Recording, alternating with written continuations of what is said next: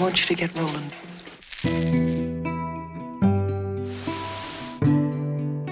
Unorthodox Westerns.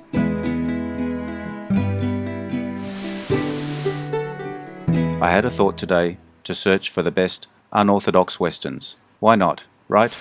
The criteria I would use is non-mainstream movies that probably didn't do well at the box office, but not a deal breaker. A story that doesn't use the typical western tropes. Not a spaghetti, comedy, sci-fi or horror theme. So still skating close to the typical western. IMDB threw up a selection of 20. I can think of many more, but I'm interested to see what movies you, my viewers, think would round out this subject. Let's take a look. Let me know what you think. If you enjoy this video, hit the notification button to get my new videos. If you want to check out my many other videos, head over to my channel. The link is in the description. Okay, let's get into it.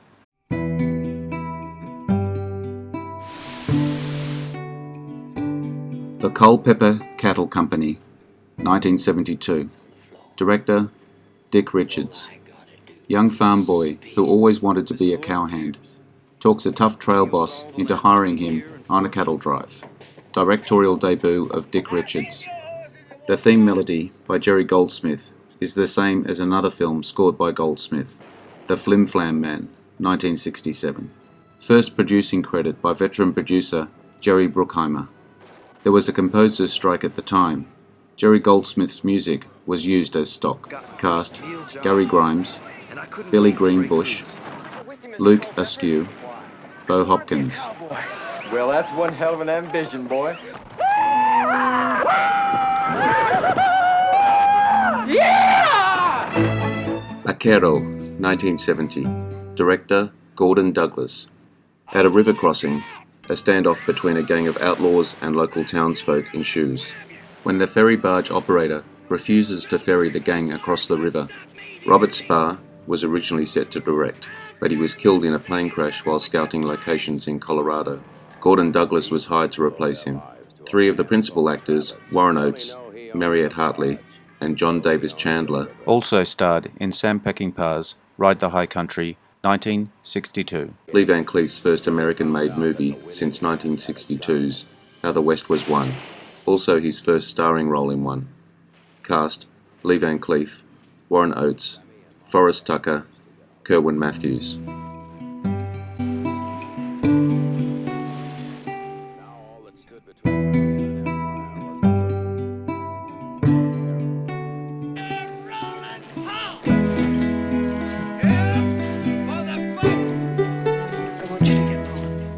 No matter how you looked at it, the river was going to run a little deeper and a lot redder before this day was over.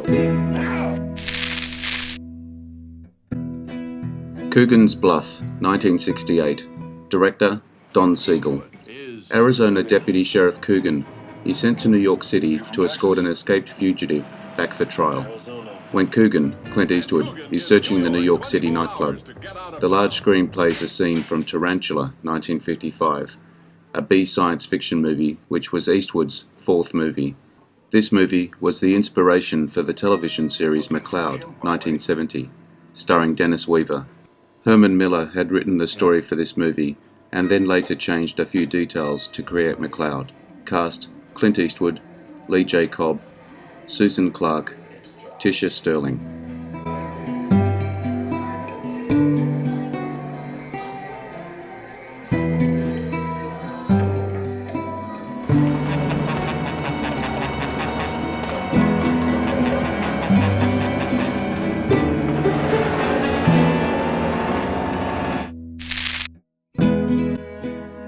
The Missouri Breaks, 1976. Director, Arthur Penn. Tom Logan is a horse thief. Rancher David Braxton has horses and a daughter, worth stealing, but Braxton has just hired Lee Clayton, an infamous regulator, to hunt down the horse thieves, one at a time. Marlon Brando's performance in this film was mostly improvised. Director Arthur Penn eventually gave up on him and decided to just let him act whatever way he wanted. According to Robert Silver's Dustin Hoffman in Spurs, method actors show the Old West who's boss. The whole production was affected by Marlon Brando's bizarre behavior, which allegedly included biting a frog, and catching grasshoppers at the end of the day's shooting. Warren Oates and Harry Dean Stanton were originally touted to star in this movie, in the parts played by Jack Nicholson and Marlon Brando. Cast: Marlon Brando, Jack Nicholson, Randy Quaid, Kathleen Lloyd. Dig your heels in now. That isn't bad. Not bad at all. Yeah! Now you church trucker, you gonna talk to me? You gonna tell me something now? Hey, listen, son, you got... Hombre, 1967. Director, Martin Ritt. John Russell, disdained by his respectable fellow stagecoach passengers because he was raised by Native Americans, becomes their only hope for survival when they are set upon by outlaws. The favourite film of Sean Connery, who at the time was married to Diane Salento. David Canary's film debut. Intense rainstorms made the shooting very difficult. Paul Newman, during that time, played tennis, got drunk, and engaged in bawdy conversations with Martin Balsam. Peter Laser's last film. Cast: Paul Newman, Frederick March, Richard Boone, Diane Salento.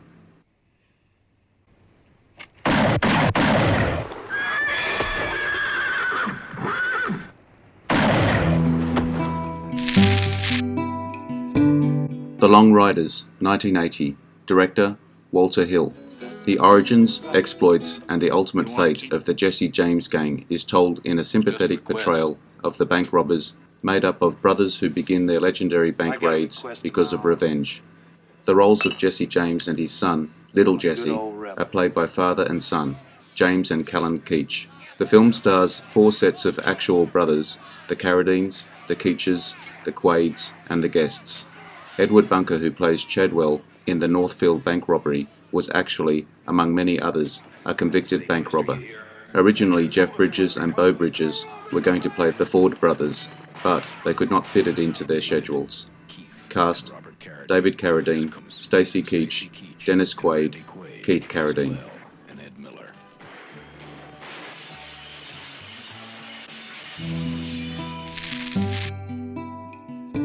The Life and Times of Judge Roy Bean, 1972. Director, John Huston. In Vigoroon, Texas, former outlaw Roy Bean appoints himself the judge for the region and dispenses his brand of justice as he sees fit. Although her image appears throughout the movie and her character is a prominent part of the town history, Ava Gardner does not appear in the film until approximately 15 minutes before it ends. This was one of Paul Newman's favourite roles.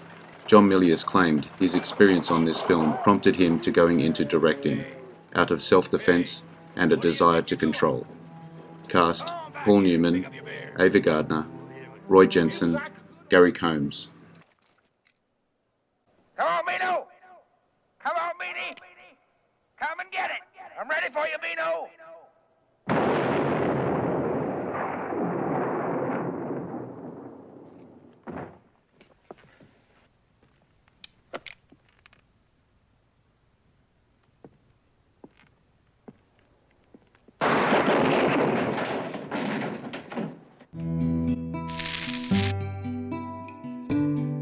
Seven Men From Now, 1956. Director, Bud Botticher. A former sheriff blames himself for his wife's death during a Wells Fargo robbery and vows to track down and kill the 7 men responsible. John Wayne, a producer on the film, gave the female lead to Gail Russell, his co-star from Angel and the Bad Man, 1947, and Wake of the Red Witch, 1948, despite being warned that she looked 20 years too old to play a character in her mid-20s. Russell had not made a film in 5 years and had a serious drinking problem, which would later end her life at age 36. This film was the beginning of a collaboration between Randolph Scott and the director, Bud Botticher, and revived Scott's career. They made 6 more films together until 1960. Scott himself credited the film with reviving his dead career. Cast: Randolph Scott, Gail Russell, Lee Marvin, Walter Reed.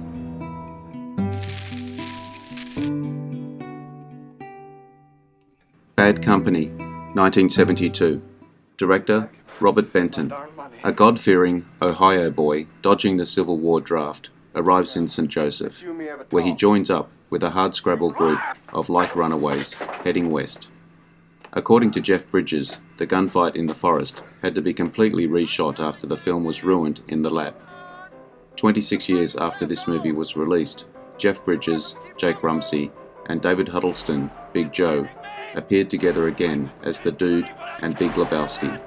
In 1976, Jeff Bridges and Ed Lauter would reunite in Dino De Laurentiis' film King Kong, 1976. Cast: Jeff Bridges, Barry Brown, Jim Davis, David Huddleston. Dead broke, you talk awful big. I should have plugged you back there. You're so full of shit, you're stinking up my yard. Take it easy. Take it easy. All right, you get. Well, thank you. We're all set, Marshal. Good luck, boy.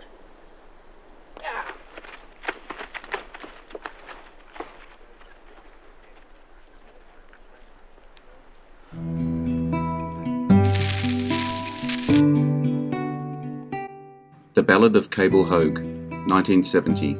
Director, Sam Peckinpah. A hobo accidentally stumbles onto a water spring and creates a profitable way station in the middle of the desert.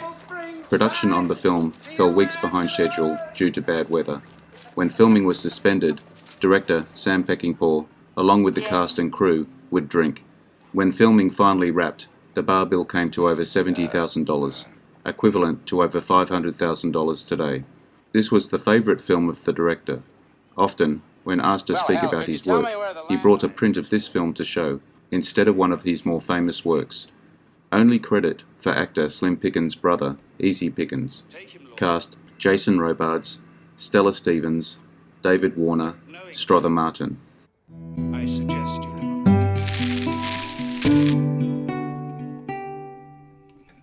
Buffalo Bill and the Indians, or Sitting Bull's History Lesson, 1976.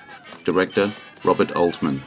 A cynical Buffalo Bill hires Sitting Bull to exploit him and add his credibility to the distorted view of history presented in his Wild West show. Paul Newman has claimed this to be one of his favourite films of his own. The others include The Life and Times of Judge Roy Bean, 1972, and Slapshot, 1977. The film was entered into competition at the 26th Berlin International Film Festival in 1976 and won the top prize, the festival's Golden Bear. However, Robert Altman declined the award in protest over the recutting of the film at the hands of the executive producer Dino De Laurentiis. Cast: Paul Newman, Joel Grey, Kevin McCarthy, Harvey Keitel.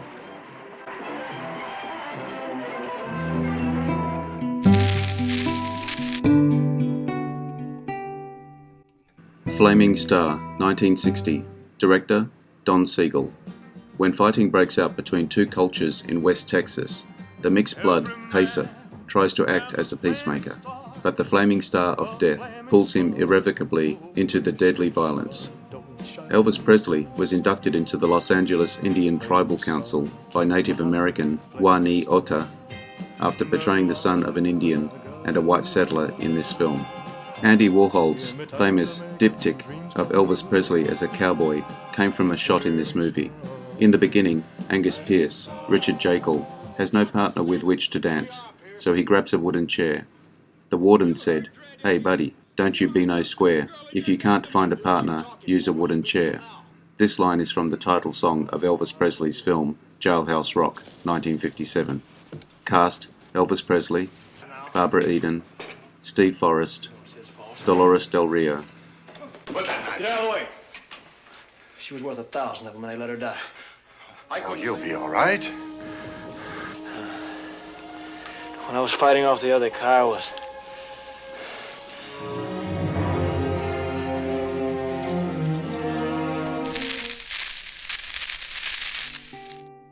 Valdez Is Coming. A Mexican-American sheriff, Burt Lancaster, must resort to violence against a powerful rancher, Frank Tanner, played by John Cypher, in order to get compensation for the pregnant Indian widow of a wrongly killed black man.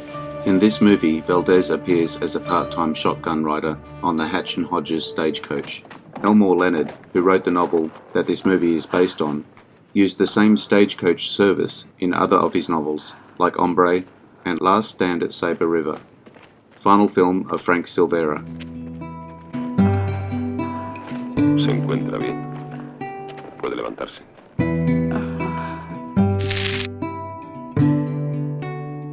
Dirty Dingus Magee.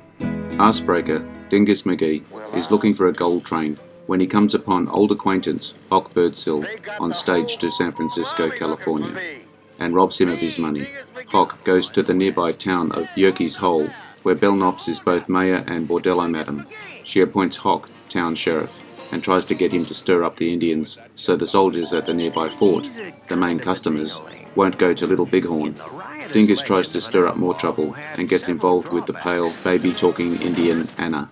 The film is a send-up of the oft-repeated phrase, the code of the West, and exaggerates it, and for what it stands, into the ridiculousness that it is.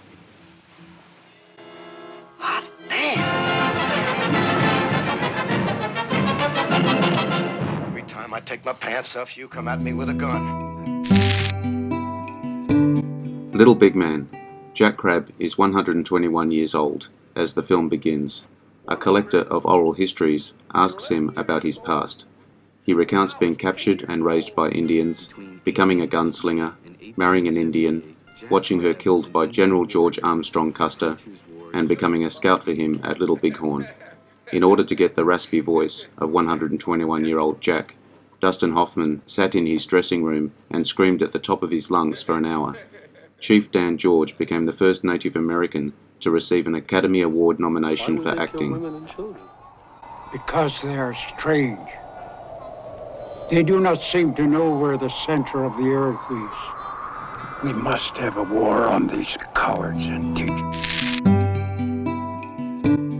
The Man Who Loved Cat Dancing.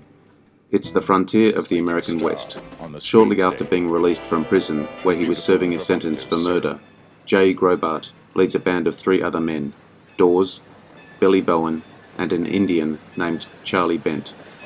In robbing a train of its Wells Fargo cargo of $100,000 in their escape from the scene, they are forced out of circumstance to take along a young woman against her will, who is travelling by herself on horseback, Mrs. Willard Crocker, Catherine, who they can tell is wealthy.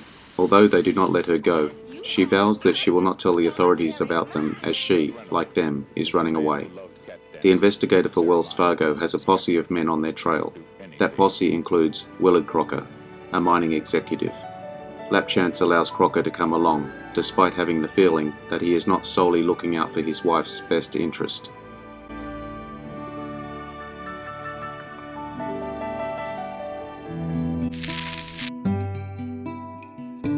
Purgatory. An outlaw band rides into a town that is actually Purgatory, between heaven and hell. All of the Purgatory residents' assumed names are nature-based: Forest, Glen, Ivy, Rose, Woods, Lamb. In this TV film, Randy Quaid plays Doc Holliday, a role previously played by his younger brother Dennis Quaid in Wyatt Earp, 1994. Final film of R.G. Armstrong. From noon till 3, on the way to commit a bank robbery, a gang of outlaws calls in at a remote house in order to steal a horse. The house is owned by Amanda, a beautiful young widow who catches the eye of gang member Graham Dorsey. Instead of riding on, Dorsey stays to wait the gang's return and spends 3 hours with Amanda. The robbery goes wrong and Dorsey rides off to rescue his fellow gang members, or so Amanda thinks. The movie was a rare instance where the author of a novel, Frank D. Gilroy, directed the film adaptation of his book, the 13th of 18 collaborations of husband and wife actors Charles Bronson and Jill Ireland, though the film was actually their 11th star teaming. Kid Blue. Bickford Wayner, an apparently naive young man from Fort Worth, arrives in the tiny Texas town of Dimebox and takes on a variety of menial jobs. He's befriended by Reese Ford and his wife Molly, but before long Molly has seduced Bickford. Only with the arrival of Bickford's former girlfriend, Janet Conforto, is it revealed that Bickford is actually the notorious train robber, Kid Blue. Humiliated by a scandal arising from his affair with his friend's wife, Bickford gives up on going straight and plots a crime. During filming, Warren Oates would repeatedly invite co-stars Ben Johnson and Peter Boyle to his trailer for a 3-course meal made up of magic mushrooms on toast, dexedrine in brandy, and vanilla LSD. Dennis Hopper was widely felt to be too old for his character. He was actually 35 in real life. He was one step ahead of the Posse and 100 years ahead of his time.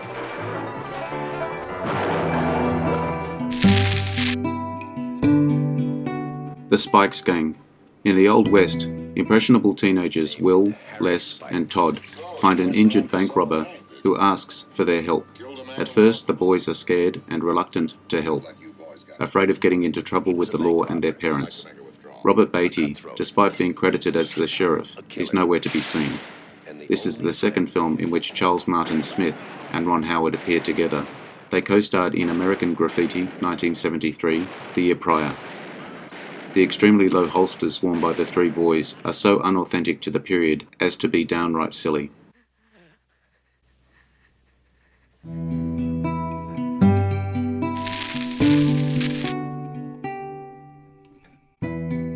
Lonely Are the Brave, 1962.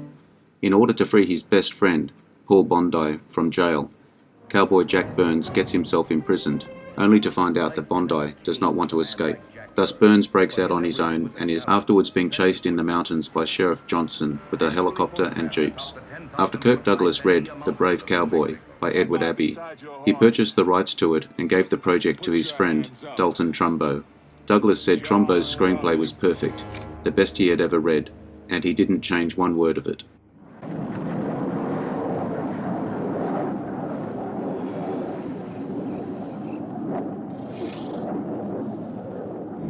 Time we took off too. Goin South, 1978. Henry Lloyd Moon is a third-rate outlaw in the late 1860s, a convicted bank robber, horse thief, and cattle thief. He is sentenced to be hanged in Longhorn, Texas, to the glee of the locals who gather to watch his execution. A local ordinance dictates that a man condemned of any crime other than murder may be freed if a lady will marry him and take responsibility for his good behaviour. Well aware of the ordinance, many of the townswomen scrutinise Moon as he mounts the gallows. I've got a good feeling about him, Andrew. The boy's a veteran. He deserves a second chance. Where is she? Lawrence!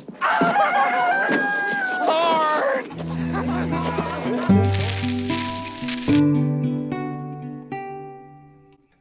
Two Mules for Sister Sara, 1970.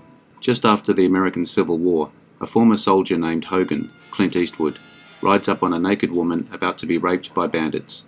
He kills the bandits and discovers the woman is a nun, Sister Sara, Shirley MacLaine, who is raising money to assist Mexican revolutionaries fighting French occupying forces. When Sara requests that Hogan take her to the Mexican camp, he agrees, as he has previously arranged to help the revolutionaries attack the French garrison in exchange for half the garrison's treasure. See you dressed.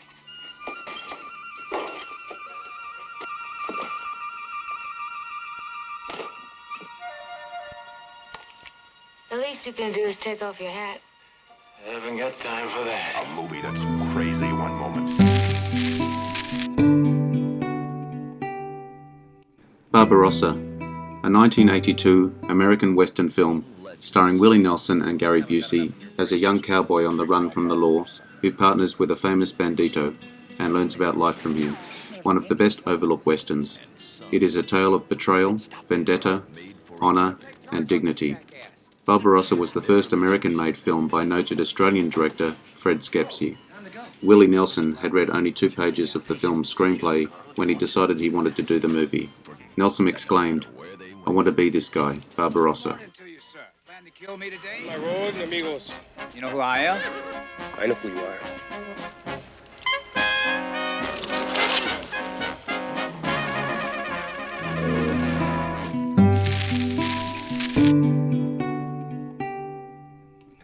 Dirty Little Billy, a 1972 American revisionist western co-written and directed by Stan Dragotti and starring Michael J. Pollard, and Richard Evans, set in Coffeyville, Kansas. The film was influenced by the darker, more sinister style of spaghetti westerns and offered a unique insight into the beginnings of the notorious outlaw. It is notable for Nick Nolte's film debut, along with the background appearance of experimental filmmaker, artist, William Alt.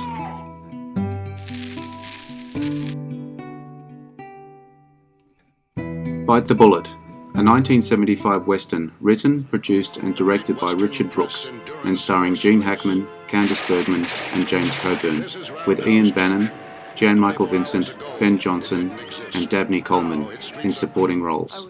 Based on actual events of the early 20th century, the story concerns a grueling 700-mile cross-country horse race in 1906, with a winner-take-all prize of $2,000, $65,100 today, and the way it affects the lives of its various participants. Hey, British! Drink to the winner. Thank you. I haven't really won the race yet, however.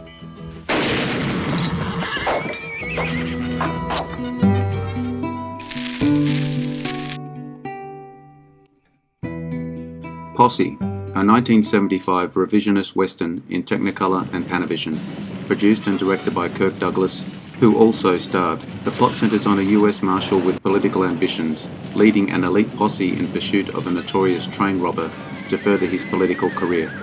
The film premiered in New York City on June 4, 1975, and in June the same year in Berlin at the 25th Berlin International Film Festival, where Douglas was nominated for the Golden Bear. This movie was the first role for James Stacy, following his 1973 motorcycle accident in which he was hit by a truck driver, resulting in the loss of his left arm and left leg.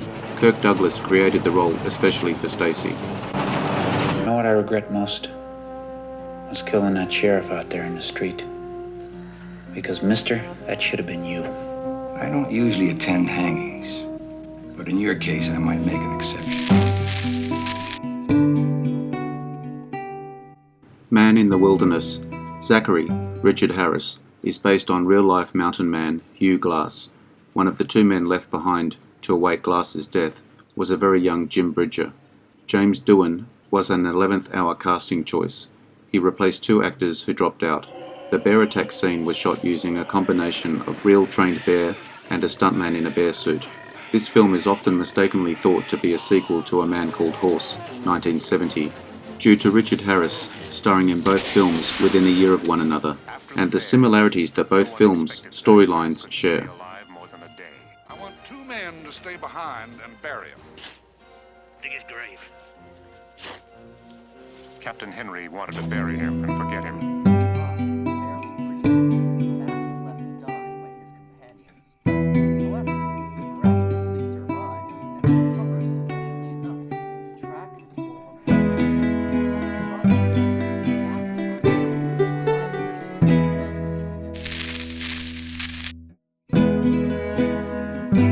I hope you enjoyed the video. Let me know what you think in the comments.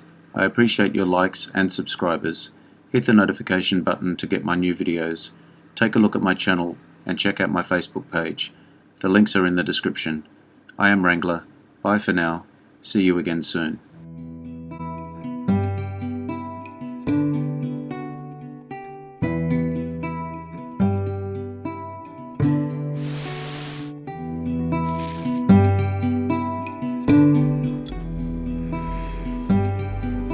Interesting facts about famous people.